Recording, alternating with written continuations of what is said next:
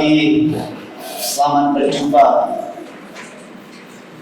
dan selamat gawai bagi mereka yang merayakan gawai, dan juga selamat gawai juga bagi mereka yang memikir orang yang merayakan gawai. Haleluya. Nah, biarlah segala pujian hormat hanya bagi Tuhan. Dan pada masa-masa yang lalu kita belajar tentang Roh Kudus. Dan ternyata bahwa Roh Kudus itu sudah ada dalam diri kita sejak kita terima Tuhan. Dan hanya ada orang tidak pandai bagaimana mengalirkan roh kuasa itu, Roh Kudus itu dari dalam diri dia. Dan itu sepertinya orang yang tidak pandai pergi ambil duit dia yang diberi oleh Abang Jo. Berapa banyak kali? Ada yang lupa? 10K. 1 juta kan? Bagi orang anak-anak kita, cucu kita yang akan lahir di negeri lain kali, langsung dibagi 1 juta oleh kerajaan. Itu kata-kata profetik. Amin. 10 juta. Apa yang mustahil pada hari ini, besok sangat-sangat tidak mustahil. 10 juta. Sekali lagi saya ingin peringatkan kita, dalam 10 ataupun 100 kata-kata hanya tinggal 1 sahaja yang Tuhan tidak buat, yaitu pergi ke baptian di stadion. The rest sudah selesai. Walaupun gereja di Desa Wera belum selesai, tetapi anggaplah sudah selesai. Amin. Tinggal 1 sahaja. Bukan hari ini saya sebut itu, sejak saya muda saya sudah sebut. Bukan kamu ini saja yang dengar itu. Sejak saya muda saya sudah kata bahwa ini. Orang kata ini orang gila. Saya kata tidak. Saya mau kata-kata profetik. Dan akhirnya 99 sudah selesai. Tinggal 1 sahaja lagi. Dan kata-kata profetik seterusnya, anak cucu kita yang lahir di negeri ini dibagi 1 juta langsung dari kerajaan. Haleluya. Mustahil, sangat mustahil, dan bagi Tuhan tidak ada yang mustahil, bagi Allah tidak ada yang tidak mungkin. Haleluya.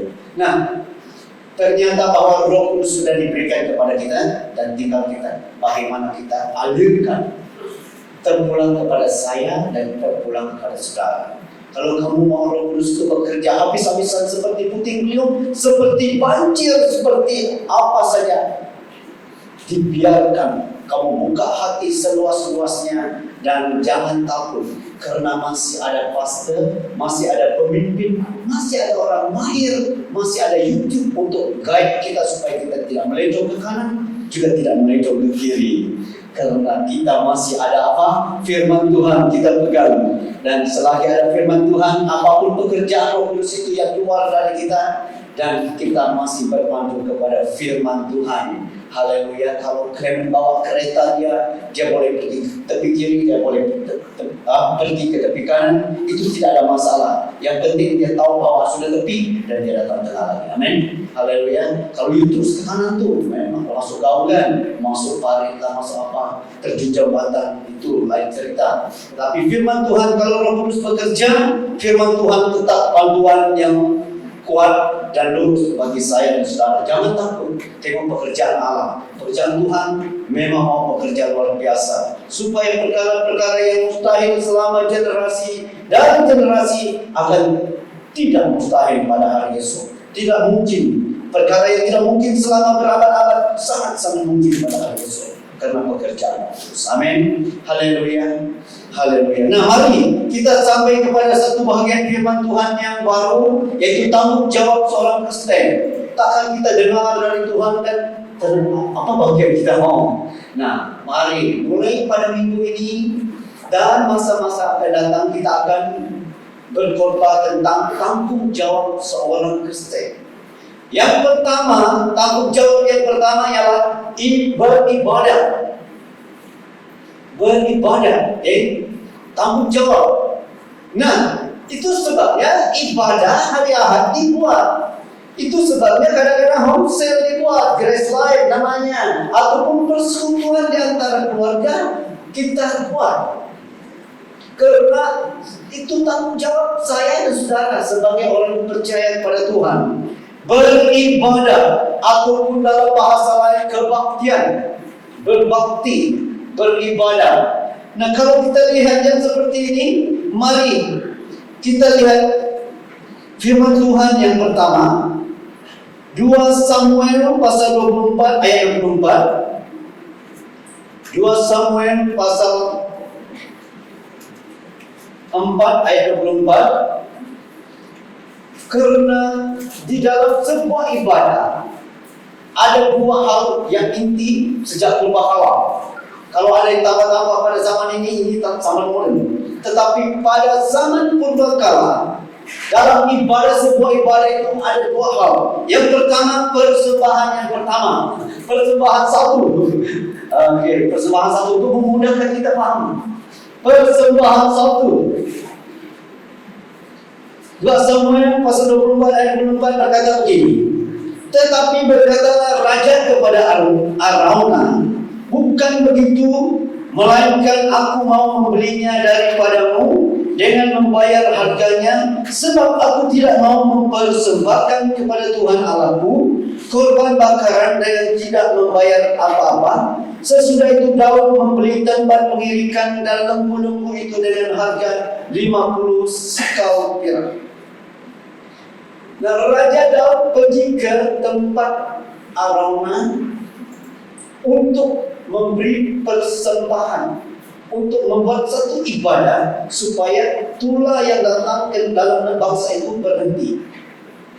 Dan kalau kita lihat di sini, hal yang pertama di dalam sebuah ibadah ialah persembahan, pemberian dan persepuluhan.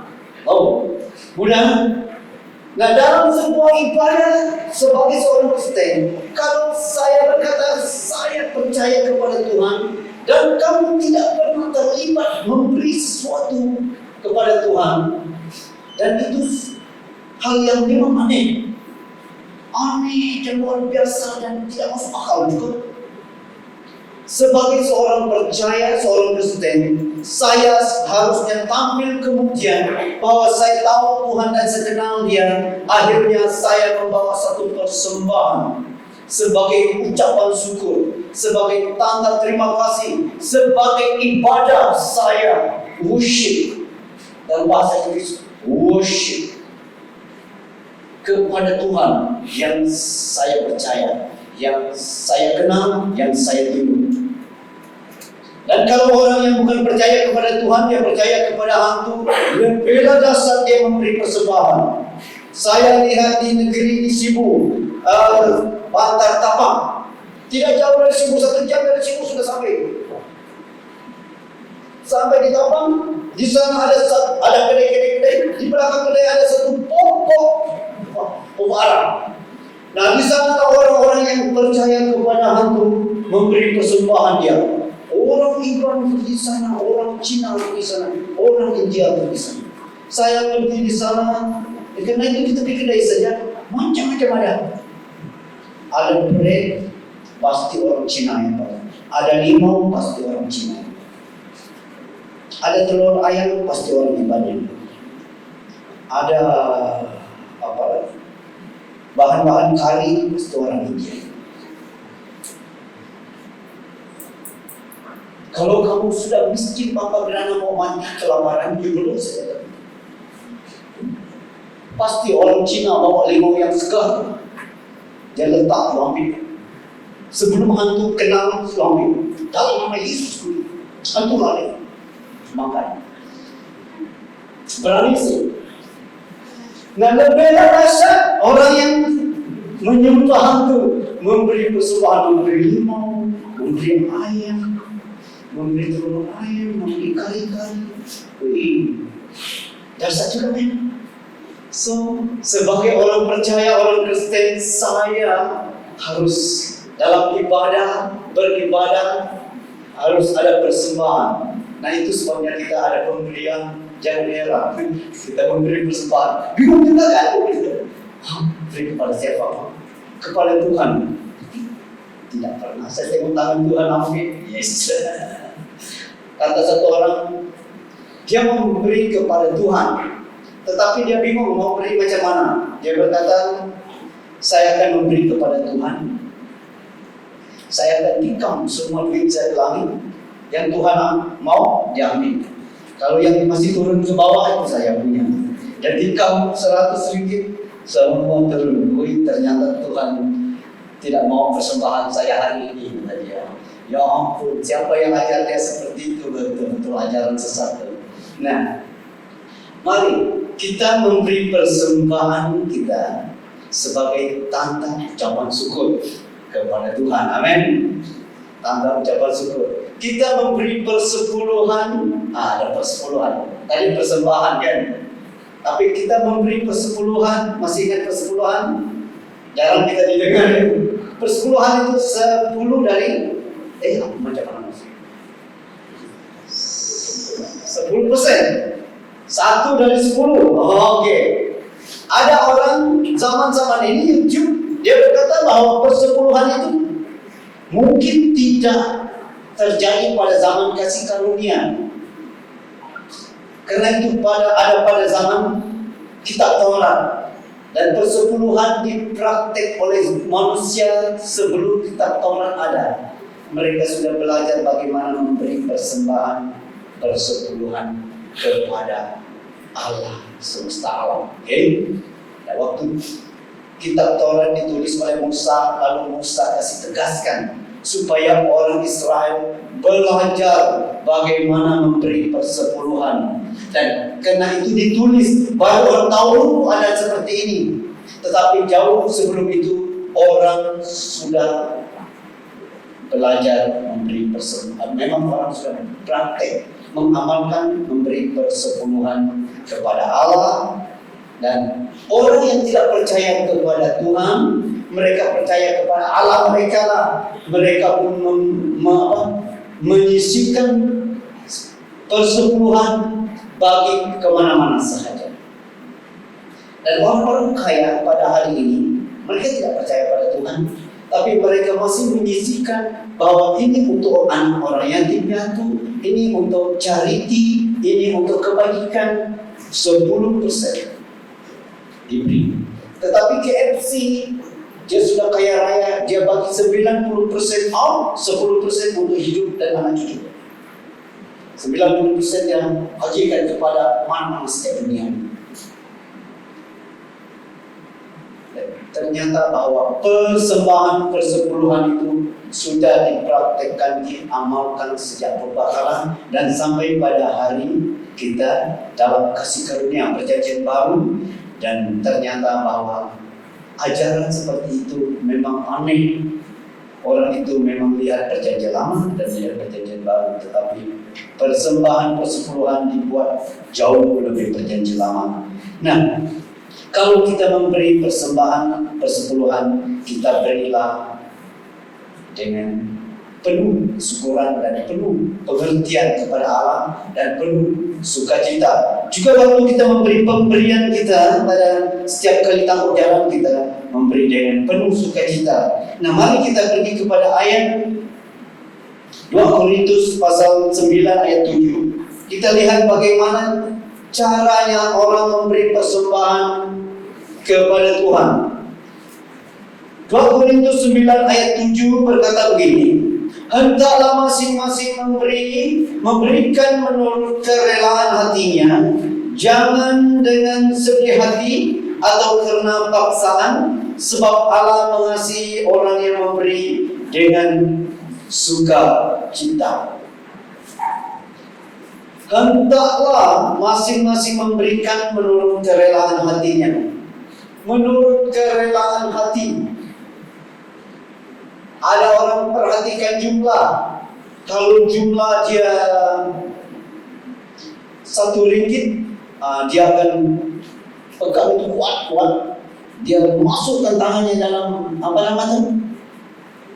tambok itu, masuk dalam, lalu dia lepas. Tapi kalau dia bagi 10 ringgit, dia bagi dari atas itu, disuruh yang asal itu tunggu. Dia tarik, dia buka dompet. Dia tengok kiri dan tengok kanan, baru dia lepas. Hebat sih, hebat. Saya tadi pernah melihat waktu saya di daerah Kenjilan. Macam-macam. Tetapi sesuai dengan firman Tuhan, menurut kerelaan hati. Nah, seterusnya dikatakan di sini, jangan dengan sedih hati atau karena paksaan, sebab Allah mengasihi orang yang memberi dengan sukacita. Kalau engkau memberi, berilah dengan sukacita. Amin. Beri dengan sukacita, bukan berarti kamu senyum sebelum beri, tidak juga. Senyum, manisnya senyum baru tidak. Hati yang penuh sukacita bahwa engkau dapat melayani Tuhan. Amin. Bangga sih kalau dapat melayani Tuhan. Bangga. Haleluya. Mana yang make up singa sendiri?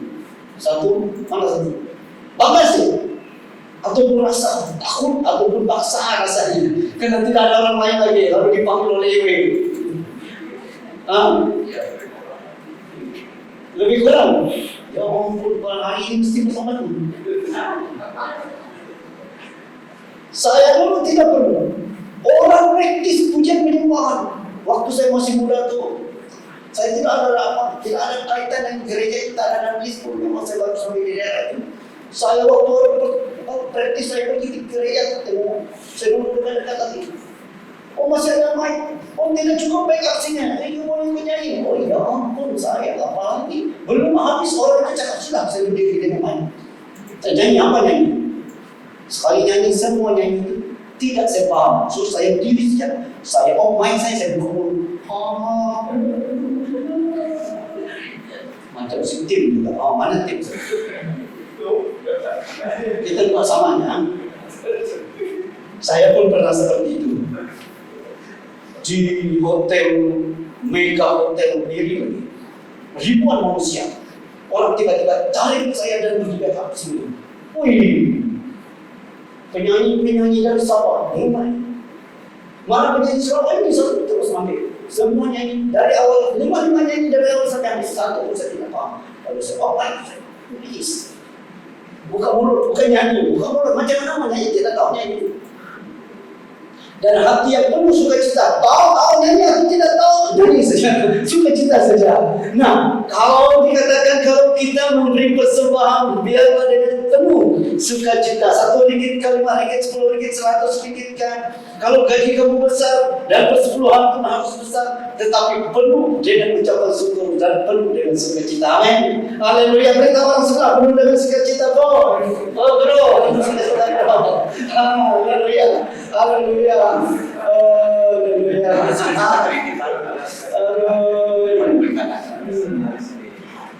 Tahu dengan penuh sukacita kerelaan?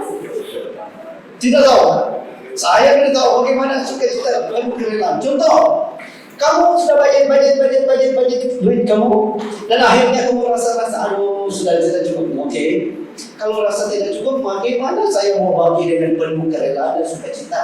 Rela memang, kalau kita sudah memang mau beli itu sudah rela, tapi jangan sedih hati. Karena kalau budget sudah out, pasti sedih hati. Nah, kalau tahu budget sudah out, you limpas kedai kopi, istri kamu kata berhenti Dedi, kita mau minum, you lacukan kereta itu. Karena kalau you berhenti, satu orang, ya tahu lah kan. Pikir-pikir dia mau minta TO masih murah tuh. Sekali dia minta apa? Longan jus, habislah. Pasti mahal. Budget sudah out dan waktu kamu mau memberi persembahan, pasti dengan sedih hati. Budget.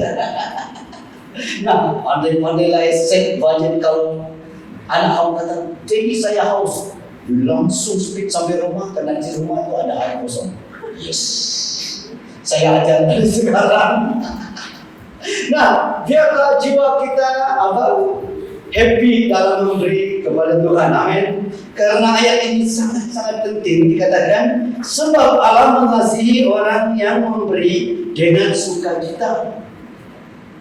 Kalau kita memberi sedikitkah, banyakkah, tetapi dengan sukacita, Allah sangat mengasihi orang seperti itu. Karena Tuhan mempunyai segala sesuatu. Surga dia punya, bumi dia punya. Dia mau apa lagi? Sampai Tuhan marah orang Israel. Bukan kambing domba yang saya mau, bukan lembu sapi yang saya mau. Karena semua lembu, binatang di gunung saya punya. Semua burung di udara saya punya. Semua ikan di laut juga saya punya. Kalau saya mau, saya ambil saja. Tetapi saya mau bawa kamu datang dengan hati yang bersyukur, dengan sukacita datang menghadap Tuhan, dengan apapun. Nah, waktu kita datang menghadap Tuhan, kata Raja Daud di sini, yang ayat yang 2 Samuel, dia tidak akan memberi sesuatu yang tidak berharga bagi dia. Pasti rasa berharga dia bagi, dan biarlah rasa kita memberi sesuatu untuk kemuliaan nama Tuhan. Nah, juga persepuluhan seperti itu, kita sudah tahu persepuluhan. Nah, dalam ibadah ada persembahan kedua. Ada persembahan kedua. Setiap ibadah ataupun kebaktian ada persembahan kedua. Mazmur 100 ayat 1 sampai 5. Supaya kita tahu setiap kali ibadah pasti ada sebab diri. Kecuali zaman modern banyak-banyak tambahan, itu saya tidak tahu. Mungkin ada tambahan pada zaman ini untuk membuat ibadah itu lebih menarik, lebih canggih, lebih kompeten, lebih lebih luar biasa. Nah, yang kedua, persembahan yang kedua yang dibuat oleh orang zaman itu, zaman untuk beribadah ialah, kita lihat Mazmur 100 ayat 1 sampai 5. Mazmur untuk korban syukur. Bersorak-soraklah bagi Tuhan, hai seluruh bumi. Ayat 2. Beribadahlah kepada Tuhan dengan sukacita, datanglah ke hadapannya dengan sorak-sorai. Nah, ini yang dikatakan bahwa waktu kita datang di hadapan Tuhan dalam ibadah, yang pertama dikatakan bersorak-soraklah bagi Tuhan, hai seluruh bumi. Itu pengenalan. Dan ayat 2 berkata, beribadahlah kepada Tuhan dengan sukacita, dengan penuh sukacita. Bukan bagi orang ini tidak ada masalah. Manusia ada masalah dari pagi sampai petang, dari petang sampai pagi, dari lahir sampai kematian. Manusia memang ada masalah. Kalau kamu rasa bahwa masalah harus tidak ada dalam hidup ini, senang saja. Senang saja. You harus pergi surga. Amen. Ada yang mau tidak ada masalah di sini? Oh, kalau ada yang biar Tuhan tidak ada masalah sama sekali, Tuhan kata, okay, it's okay, no problem for me. You datang surga saja, tak ada masalah. Okay, selagi di muka bumi pasti ada masalah, pasti ada tantangan hidup, pasti ada cabaran-cabaran. Kalaupun bos kita bagus, gaji bagus, kesehatan bagus, istri dan anak bagus, pasti juga nyamuk tidak akan bagus. Betul. Saya happy duduk di kursi di ruang tamu kami, aman, optimis. TV memang tidak mau dibuka. Anak mau buka TV hari-hari. Oh, keluar. Ya, salah. Ya memang nggak salah saya. Mau saya tutup. Tapi nyamuk. Ujung-ujung saya punya telinga. Saya sendiri yang pukul telinga saya. Saya kata, saya tutup semua jendela. Spray dalam bilik. Saya keluar, saya tutup pintu. Sekali saya buka pintu, nah mereka semua mati. Haleluya, terima kasih Tuhan. Dan pasti tidak aman juga dengan apapun. Nah, ternyata bahwa dunia ini, hidup di dunia tidak aman, kan? Pasti ada masalah. Kalau masalah datang, so macam mana? Ada Tuhan tidak sayang kita? Ada Tuhan tidak sayang apa cinta kepada kita, tidak peduli kepada kita? Ada yang berkata begini, Tak pernah dia janji selalu kan panas. Tak pernah dia janji kalau yang mau tangkap sahaja, selalu kan panas. Dan tak pernah dia janji hanya ada hujan, tapi dia janjikan memberi kekuatan bila taufan ganas melandamu. Dan ternyata bahwa Tuhan tidak pernah janji bahwa happy saja, dan juga Tuhan tidak pernah janji bahwa akan ada masalah terus. Tetapi Tuhan janji memberi kekuatan waktu masalah datang. Amin. Beritahu orang sebelah, Tuhan tolong kamu waktu masalah. Haleluya. Tuhan tolong. Haleluya. Nah, itu sebabnya kita harus datang di hadapan Tuhan dan sorak-sorai. Ayat 3 berkata, ketahuilah bahwa Tuhan Allah, Dialah yang menjadikan kita dan menyediakan kita, umatnya dan kawanan domba gembalaannya. Kita ini milik Tuhan. Mau kata apa lagi? Ayat 4, masuklah melalui pintu gerbangnya dengan nyanyian syukur, ke dalam pelatarannya dengan puji-pujian. Bersyukurlah kepadanya dan pujilah namanya, sebab Tuhan itu baik, kasih setianya untuk selama-lamanya dan kesetiaannya tetap turun-temurun. Dan ternyata kasih Tuhan itu abadi, kekal bagi saya dan saudara. Amin. Apapun masalah, apapun yang datang melanda hidup kita, ternyata kasih Tuhan bagi kita itu tetap. Tuhan tidak pernah tinggalkan saya dan saudara. Tidak pernah. Indah sekali Tuhan. Kadang-kala saya duduk dan merenungkan, ya betul juga, Tuhan tidak pernah meninggalkan. Kasih Tuhan itu tetap bagi kita. Kadang-kala kita pikir bahwa waktu kita menghadapi suatu masalah, waktu kita menghadapi suatu kegagalan, dan kita rasa bahwa Tuhan mungkin tidak sayang kepada kita. Itu hal yang tidak betul. Tuhan tetap sayang, tetapi masalah akan datang terus menerus sebagai manusia. Okay? Nah, kalau kita lihat di sini dikatakan bahwa datanglah ke hadapannya dengan nyanyian syukur dan pujilah Dia, pujilah namanya. Inilah persembahan kedua yang ada dalam ibadah. Setiap kali kita ibadah, setiap kali kita datang di hadapan Tuhan, kita harus ingat bahwa kita akan memberi persembahan kita dengan sukarela, dan juga ada persembahan yang kedua, yaitu puji-pujian, memuji Tuhan, sorak-sorai.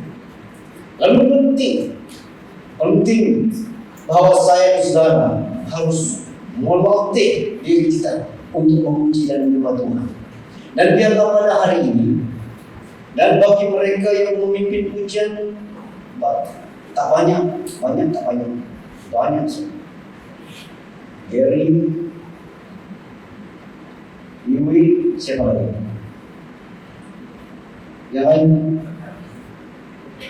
Jangan angkat tangan tim.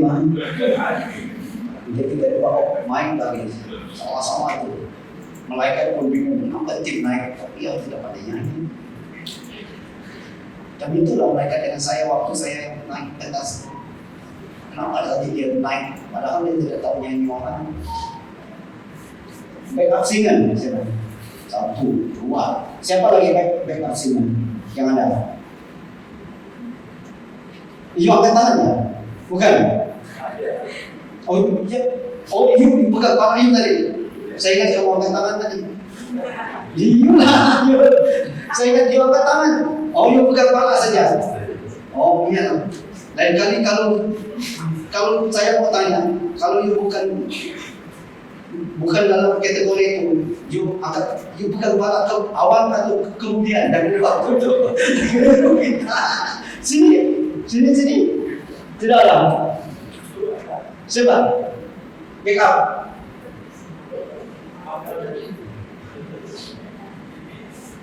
Awing.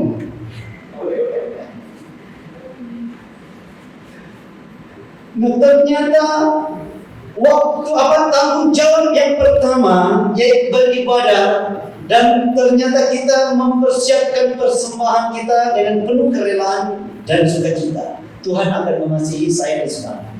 Nah, kalau Tuhan mengasihi kita, Dia akan terus memberkati. Amin. Kedua, persembahan kedua yaitu memuji, menyembah Dia, bersyukur kepada Dia dengan mulut kita. Belajar angkat tangan kepada Tuhan. Amin. Ada orang yang berkata bahwa dia menari, tetapi dia kalau tak itu tarian satu apa? Saya punya istri biasa menari. Saya menari apa? Macam mana nari? Ku kan menari dan nikah. Ada tarian seperti ini? Tak ada. Mungkin ada kan? Yang saya tahu itu kan tidak paling tembok itu. Amin. Haleluya. Kita berlatih jadi kita untuk menari. Amin. Angkat tangan, bersyukur, bersorak dan menyanyi bagi Tuhan. Haleluya. Tapi saya tahu bahwa kita pandai untuk menari. Tidak ada perlu bertongan, tidak ada juri, tidak ada hakim. Ya kalau menari, menarilah. Kalau bersorak-soraklah. Dan kalau menyanyi, di sinilah kita perlu kemahiran. Amin. Dan pemusik kita sudah Tuhan bagi, dan kita yang mau menyanyi lagi mau melatihkan diri kita. Nah, saya mau bawa kita menyembah Tuhan, karena kita mau belajar menyembah Tuhan sesuai dengan firman Tuhan ini. Nah, mari saya mau bawa kita menyembah Tuhan ini. Haleluya. Saya paling suka yang nyanyi Holy. Bukan. Oh, yang ada Inggris tuh. Oke. Haleluya.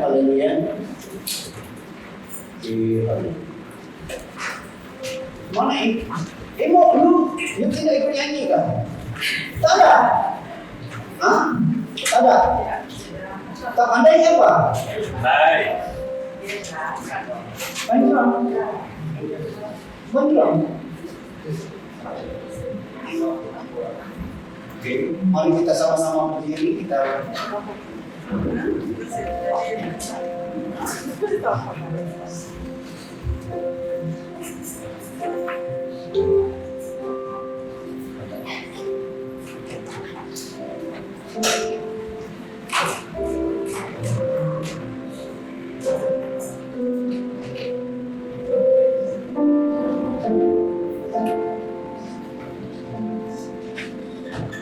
waktu kita menyembah Tuhan,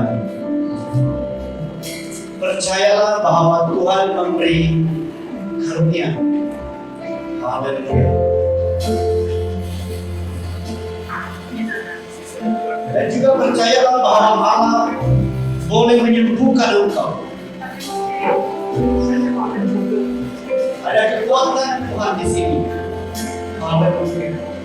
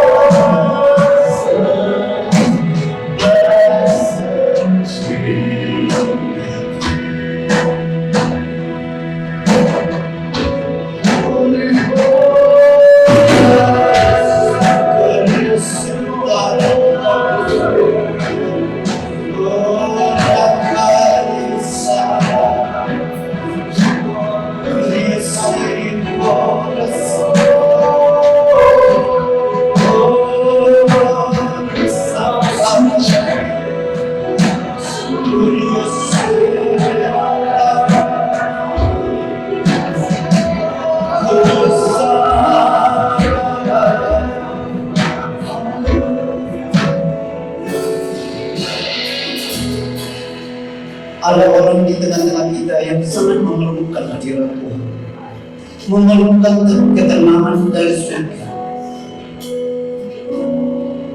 Bahwa badai kekhawatiran, kebimbangan selalu melanda. Tetapi biarlah pada hari ini segala ribut taufan, badai apapun, kita tenangkan dengan hadirat Tuhan, dengan penyembahan syukur. Yes, Lord. Engkau yang layak, Engkau yang layak. Kita menyembah Tuhan. Karena ada orang sangat memerlukan hadirat Tuhan untuk menenangkan jiwa, menenangkan hidup. Kasih Tuhan, tangan Allah, hadiratnya dapat